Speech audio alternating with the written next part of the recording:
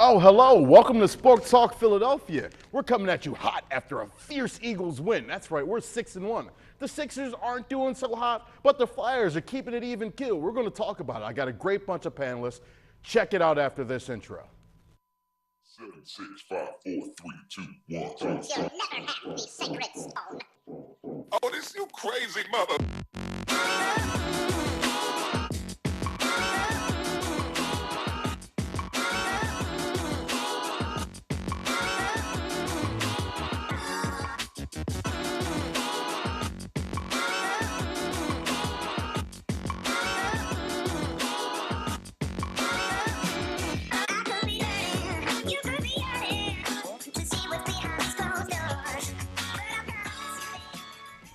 So yeah, welcome back. This week I have great panelists on board. I got Josh Abrams, I got Trevor Gregoric, and finishing it off with Dave Roberts. And you know, the first thing, of course, we're going to talk about is the Philadelphia Eagles, the #1 team in the NFL. Can you believe it? The last time this happened was in 2004, and now it's 2017. Coach Peterson, Carson Wentz. My God, what an amazing game. You can see it up there. We started off a little slow, but we came in, we got a touchdown. Matt Collins started off, and then from there, the momentum was lit. And then from that point on, the Redskins weren't even in the competition anymore. Guys, I'm not the only one hype about it. How do you feel? Oh, I feel great right now, man. We're essentially the best team in the league, as you said.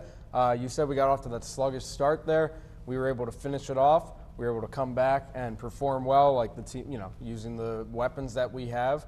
Last year, we always compare this team this year to last year. The fact that we're able to finish off tough games this year, and essentially that is what happened. We used our weapons. We used everyone on the team basically contributed, especially with the injuries that happened, the big injuries that came forward eventually, which we'll get into later. But, we swept the Redskins for the first time in however long it's been, and that should give us more than enough confidence for the rest of the season, don't you guys think? Yeah, I agree. I'm excited to see where this team's going to build off of this Redskins win.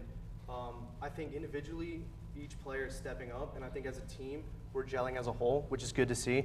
The injuries kind of hurt with the Hicks and the Jason Peters injury, but we're going to figure out what this team can do going forward now. It's time to step up, and we're playing a weak 49ers team, but it's going to be a good test to see what we can do. And going into the Broncos and then the bye week, I think we should be good.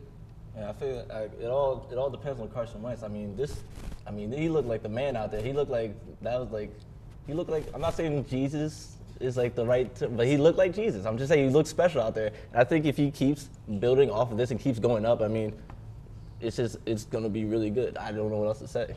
I know one thing I got to say is that the biggest difference I noticed this year from last year is that the production on every side of the ball is there. Last year, we had a great special teams unit, which kept us, we went 7-9 in large part thanks to Darren Sproles and the late Josh Huff. He's not dead. He's dead to us though. But we were kind of like a one-note kind of team, but now it's like offense, defense, special teams, like even Donnie Jones's punts are looking pretty good.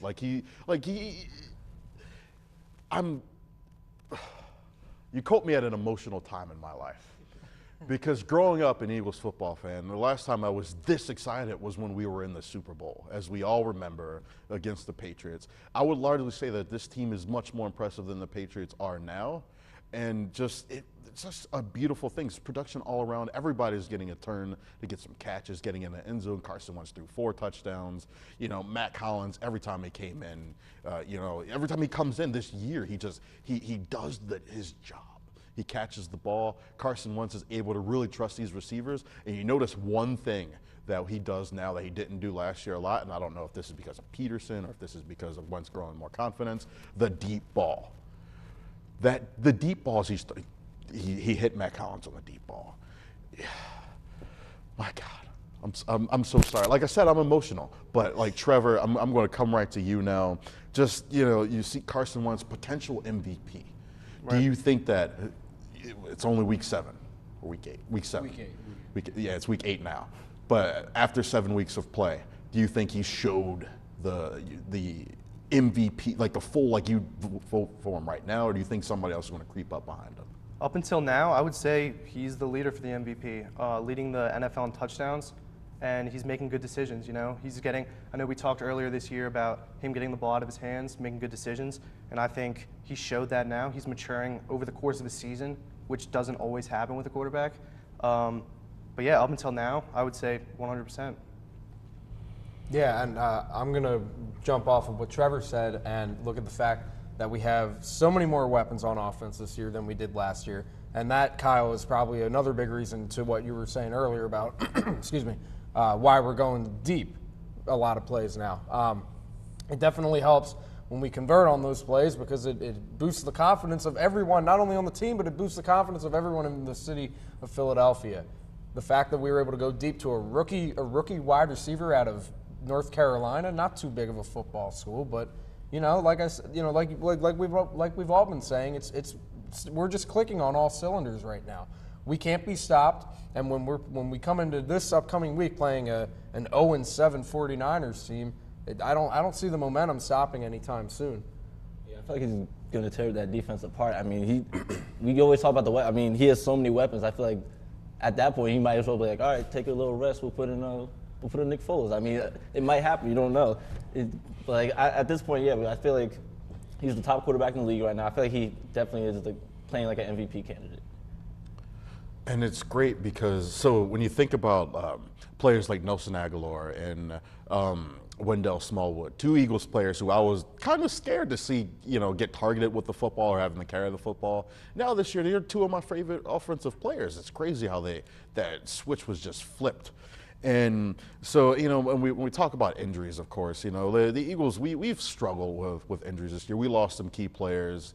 And, you know, when you see, like, just great guys like Jordan Hicks and Jason Peters go out, and you think that that's going to really affect our team, but, you know, people are stepping up, and it's a beautiful thing. So do you think that we're going to continue this momentum now that I mean, Jason Peters, he's been our lineman for I don't know how long now. It's been ages. He's like 35 years old. And, you know, Jordan Hicks is kind of the core of our defense. So what do you guys feel about that? Do you think somebody else going to step up or what? Well, someone's going to have to step up if we want to continue to produce the way that we've been producing on the offensive and defensive side of the ball. Now, when you look at those are two really significant injuries, right?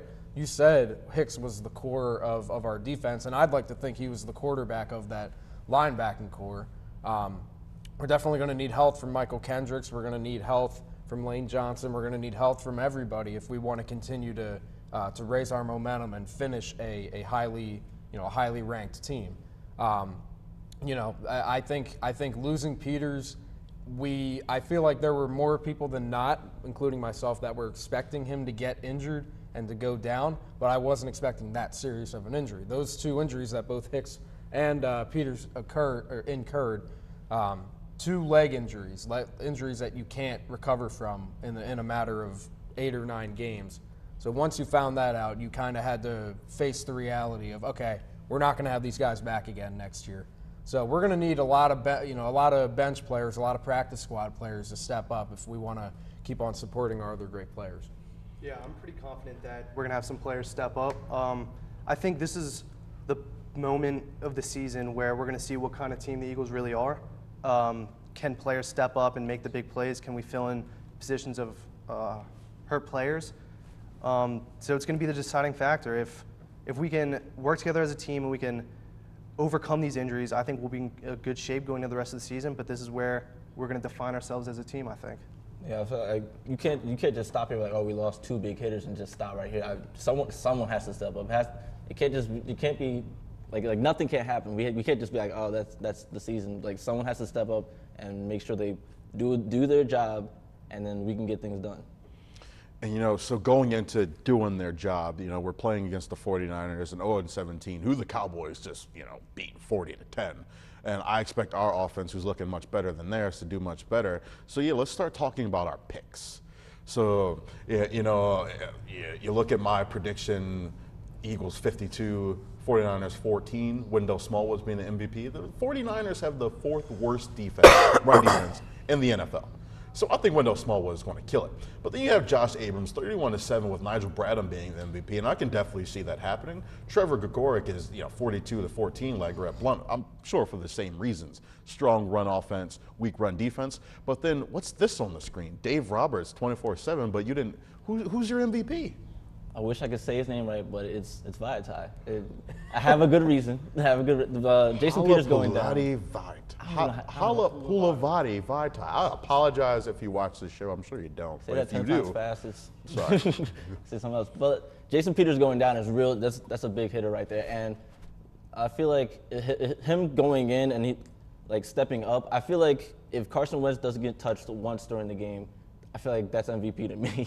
I feel like that's what I want him to do, going on. I know the 49ers don't have as a top-notch defense as they have in the past, but I feel like if he steps up in this game, then he can be the guy. So, yeah, I don't think the 49ers are going to be able to touch Carson Wentz, to be quite honest with you. That's a personal challenge to you, San Francisco. Come at us. You won't be able to touch him. Anyway, let's talk about our second team up, the Philadelphia 76ers. So, it's been a trying season so far. The season did just begin, but our record's not great. It's not really there. But I don't know where to start because we have such good guys. But they're not producing properly. Yeah, I mean, we did lose a hard game. It was 105 to 104. Yeah. But Well, that game that you're talking about, Kyle, against the Rockets last night, that really, really showed our youth on this team. All right, I mean, we knew coming into the season that we had a lot of playmakers on this team. All right, we have a potential Rookie of the Year in Ben Simmonds, and we thought Markelle Fultz was going to produce at that level too. But a shoulder injury and some fundamental issues, including his jump shot, for goodness sakes. That shot does not look good right now. That needs to be fixed immediately if we want him to produce at the effective rate that we want him to produce at. However, I do like the productivity that we've been getting from Ben Simmonds. He just recorded his first career triple-double. Congratulations. That was amazing to see. And then Embiid is going out there and doing his thing with the exception of one game. It was the game that I think, Dave, you were really upset about. He shot 0 for 6 from the 3. That was atrocious. But we got to start putting the pieces together slowly but surely, and we want to start losing. We want to win as many games as we can, but if we lose, we want to lose the tough games early so we can bounce back and learn from that in the future. I agree. I think we're only going to grow from here. Like you said, we need to. The youth on this team really showed last night how we were up 8 with 3 minutes left and didn't score one basket and lost on a buzzer beater. It was a heartbreaker, but it's a learning experience, I think. The other thing that we were talking about is I feel like Brett Brown needs to come up with a solid rotation. I would like to see more of Jahlil Okafor. He hasn't really played at all so far this season. He played only 10 minutes and had pretty decent stats. Besides that, Fultz, I would like to blame the first few games on his shoulder pain that he's saying that he had. I wish we wouldn't have even played him at all up until now. But hopefully he can come back and really fall into place and be the star that we hope he is. But otherwise, I think we're just going to grow from here. Like you said, just get all the bad losses out now and just grow over the season. Yeah, I mean, I agree with both you guys. I feel like us having these bad losses now to these top playoff teams, I feel like that's going to be a really good learning experience because now we know what to expect when we get to that point of all right, we're a legitimate team. We know how to actually beat these top teams. And going off what you said with Markelle Fultz, I feel like even though his shoulder is a little bit messed up, I feel like we have to let that heal, and then once we're ready, once he's actually ready to get in there, then we can actually start all right, take the point, set up plays. But for right now, I feel like just let Ben Simmons do what he has to do, and let Markelle Fultz heal that shoulder. And so, yeah, we're going up against the Dallas Mavericks, in the next game. And their shot percentage is typically better than the Sixers. Do you see our boys being able to pull it out against a seasoned team like the Mavericks? I mean, Dirk Nowitzki's still playing, surprisingly. But, yeah. Yeah, no, we should be able to take a victory from the Dallas Mavericks. They're a pretty depleted team in terms of talent. As you see, Dirk Nowitzki's still playing. He's about 40 years old, and he's what, like 20, 21 years in the league now. He's still a scary player in terms of getting that shot up, and you know, he's still able to splash it from beyond the arc. So he's always a concern.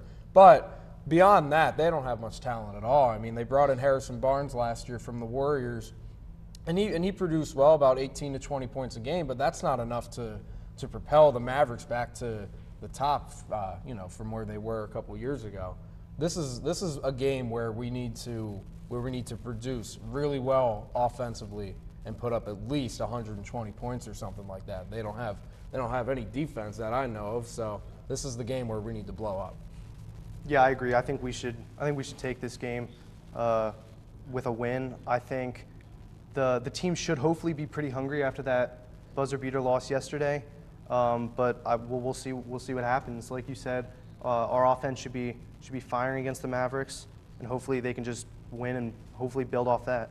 Yeah, the only thing I'm worried about is like letting players who shouldn't like go off. Like Dennis Smith Jr., he's actually been playing pretty well for a rookie, and I feel like if you let him take control of the game, then like that's how the Mavericks are going to win. But two rookies going up against each other, Ben Simmons and Dennis Smith Jr., I feel like that's a pretty good matchup, including since Ben Simmons is coming up and taking the ball up. He's gonna be going up against Dennis Smith Jr. I feel like he's 6'10" compared to someone who's not as tall as him, so I feel like that's an easy matchup for Ben Simmons. So yeah, talking about matchups, who do you think the best matchup is? Sixers roster, Mavericks roster. I want to know each of your opinions. Well, I think this is a game, not as I said, this is a game where we should explode offensively. I think this is also a game where Ben Simmons needs to go off and maybe outperform himself from that triple-double game that he had before. I don't see anyone on the Mavericks roster right now that could defend Ben Simmons. Maybe Noel, but then again, you're not going to see people like Noel on someone like Ben Simmons with how elusive and how athletic he is. So that's going to be a big question mark in terms of who's going to be able to shut down Ben Simmons. And my answer, hopefully, is nobody. Yeah, I would agree. I think Ben Simmons has really proven himself over the first few games with what was it, 3 double-doubles and then the triple-double. I really, like you said, Josh, I don't think anyone on the Mavericks can stop him, and hopefully he can go off this game.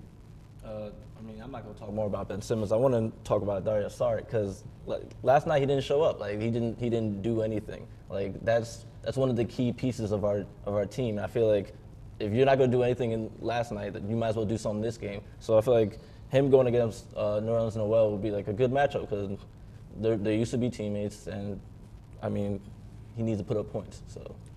And I personally, I want to see Covington make more than 30% of his free throws. Not free throws, his 3-point shots. So, yeah, so that'll be it for Eagles and Sixers talk. We're going to hit you with a commercial, and then afterwards, we're going to come and talk to you about the Philadelphia Flyers, and then Fast Five. See you after the break.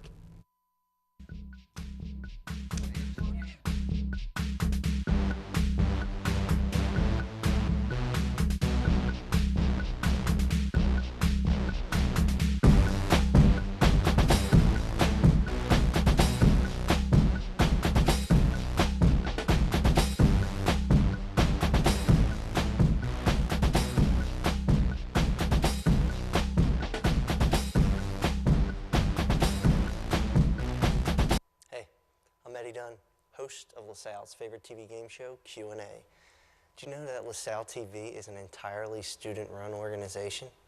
Probably, right? Do you also know that I happen to know all of the words to Eminem's Rap God? It's crazy, right? It's like 6 minutes.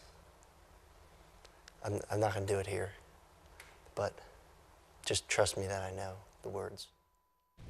All right, welcome back from that commercial break. Yeah, we're coming at you with the Philadelphia Flyers. So first things first, I want to welcome 2 new panelists, Sam and Kevin, replacing Trevor and Dave. Welcome, welcome. Now we get to talk about the Flyers with 2 new people. Plus Josh Abrams stuck around. Thanks for sticking around. Glad you got my back. Hit the mic. Whoops. Sorry about that, Tanya. But yeah, so let's go right into it. We're talking about the Philadelphia Flyers, and the first thing we want to talk about is Wayne Simmonds. So he had an all right game. 6 goals for overall. last night he didn't get any. Not last night. I'm sorry. Last game he didn't get any. But he had 3 shots on goal, and then he one missed shot, 2 penalties, 4 penalty minutes spent in the box. But yeah, overall he's tied for first on the team. So yeah, let's talk about Wayne Simmonds. Let's talk about his evolution as kind of one of the next big leaders on the team. All right. Well, I mean, like you were saying, he is a very crucial part of this team, and he wears the A's, I believe, on the away games. And, I mean, you can see the leadership that he carries with that A. I mean, people bash him because of the fights and the penalties that he takes, but that's also why the fans love him. I mean, he's not the type of player that we see, the leading goal scorer that we see with some of the teams like Chicago and LA. However, he's our leading goal scorer, and what other player symbolizes Philadelphia any better? He's the toughest player on the team, maybe besides Radko Gudas, and the guy just goes out there and plays night in and night out. Unbelievable. Yeah, he gives this team his all every game, and that's something as a Philadelphia sports fan you got to appreciate. However, it's more than just Wayne Simmonds. We need to get more contributions on the offensive side from people like Couturier, which we got last night. It was good to see the 2 goals. But everyone else needs to kind of step it up a little bit. It's okay. It's okay, when we lose here and there. But that loss to Anaheim the other night did not look good. And then there was also, I wanted to point out the game against Nashville where we lost 1-0. You got to realize that the Flyers, Kyle, are a team that move the puck really well on the boards. All right, so when they try and get an offensive possession in the opponent's zone, they always seem to move it along the boards. And teams that are able to play really good on-board defense are going to shut us down pretty easily. That's something that we need to start making adjustments to, but that'll come over time.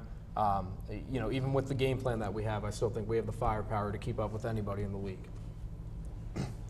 That's absolutely right. And offensively, I do believe they are headed in the right direction. I know Captain Claude Giroux, he is due for a breakout year. I do think that putting him on the wing instead of the center was a very wise move by Coach Haxtell. Then in that case, he's able to pick up his offense because he has not been the same player since, going down with an injury back in the 2014-15 season, when the back of his leg got stepped on. But the assists are there. He just needs to bring up that goal total, and, he's always in the conversation for leading the league in points. I have been impressed with the play of Sean Couturier, as mentioned earlier. He was resigned to that big contract a couple years back. He did register the only 2 goals in the Flyers' 6-2 loss to the Anaheim Ducks. He pulled a tremendous deke and snuck it around John Gibson. But offensively, I think they are headed in the right direction. Yeah, and it's one thing I want to see is we have all these different players contributing, multiple shots on goal. Voracek had 6 versus Anaheim, but we're not really converting. We only scored 2 goals last time, and they scored 6 goals on us. It's kind of rough, and scoring goals on our goalies has been an experience. So yeah, let's talk about the 2 different goalies we have and kind of how they're going on the year. Who do you guys think is slated to become better, or who do you guys want to see more production out of the most? Go ahead, Sam. Go ahead, Sam. You got it. Well, I do think that letting Steve Mason go, very wise decision. Bringing in Brian Elliott. I do like the platoon that Coach Haxtell employs with Elliot and Neuwirth. According to NHL.com, Neuwirth is leading the National Hockey League in goals against average with a 1.36 GAA and a save percentage of .957, so his goaltending has been superb. I would like to see a little more from Brian Elliott. He had a tremendous season last year in Calgary, and I just hope that he's able to continue his play from Calgary this season with the Flyers, because they really need that right now. Yeah, kind of piggybacking off of what Sam was just saying. I mean, we are seeing great play out of Neuwirth in net. However, the wins are coming when he's in net, which is kind of strange. I think a little bit of that was because when he was in net, it was when we were on the road, and then we came home. And I think Haxtell was sticking with the hot hand in Elliott. And as long as you're winning, if it ain't broke, don't fix it. That's the old saying. So I think that's why they kind of stuck with Elliott. But with that being said, that's all they got to keep doing is stick with the guy who's going to give up the least goals in net. Well, so yeah, that seems like a pretty good game plan, you know. Less goals against us, more goals against the other team. Hey, that sounds pretty good to me. Let's take it up to Fast Fives, though. Everybody's favorite segment of the show. Your favorite, right? Your favorite's my favorite, it's everybody's favorite. So yeah, first question. Kevin, Flyers, Senators, who's going to win? Ottawa's got a couple of big players out tonight. I think Bobby Ryan's going to be down, maybe a couple other forwards. So I think the Flyers got this one. All right, and the next question, Josh. So you know the Eagles. We're pumped to talk about the Eagles. Who on their schedule though is going to be our most difficult matchup? And that's a really tough question because you look at the teams we have coming up. We got Denver, Oakland, Seattle, even Los Angeles is a pretty tough team. I'm going to go with the Seahawks, though, just considering the fact that we're going to be in Seattle, and playing in Seattle within itself is already a tough matchup. Sounds pretty good to me. Sam, I'm going to come at you with your first Fast Five question. Are you excited? Bring it. All right. So, who do you think the Phillies is going to hire as the next manager? That's a tough decision. They will have a lot of decisions to make going down the road, but I think they're leaning most towards their AAA manager, Dusty Wathan, or Wathan, however his name is said. He's an insider, and he's worked with a lot of these young players already in AAA, so they know what to expect from him. Other names that have been thrown around include John Farrell, and Joe Girardi was let go by the Yankees today, so it's possible that they'll bring him in for an interview, but I think they're going to go with Dusty Wathan. All right, sounds good to me. Kevin, next question's coming in at you. So, two former Phillies have the opportunity to get the ring. Who gets it? As much as I want to say Chase gets another ring, I'm going to have to go Giles, and I think the Astros pull this one out. All right. And Josh, last question of today's Fast Five is coming to you. Does Carson Wentz get the league MVP this year? I'm gonna go out on a limb and say yes, and the reason why I say limb is because that's if the Eagles are able to stay hot. And I think I said at the beginning of the year, if Carson Wentz does well, and the Eagles do well, and obviously he's the league leader in touchdown passes, so he's more than ready to take that MVP spot. So you'd say Carson Wentz has a hot arm. Would you also say he has a hot wing? Yes, absolutely. All right, that was a bonus Fast Five question. So yeah, that was Fast Six. Thank you for watching Sports Talk Philadelphia. For Josh, Trevor, Dave, Sam, and Kevin, and myself, Kyle McIntosh, thank you for watching Sports Talk Philadelphia. Every week, we can't do this without you. Go ahead and also thank Isaiah for that great graphic he made for us. Thanks a ton, man. I really appreciate it. For everybody at Sports Talk LTV, thank you for watching. My team in the back. You can follow us on everything LaSalle TV Philly on Twitter, Sports Talk Philadelphia on Facebook, lasalle.edu on just our Gmail, our YouTube account. Check us out. Please watch us. We work really hard for you. Thanks for watching. I'll see you next week.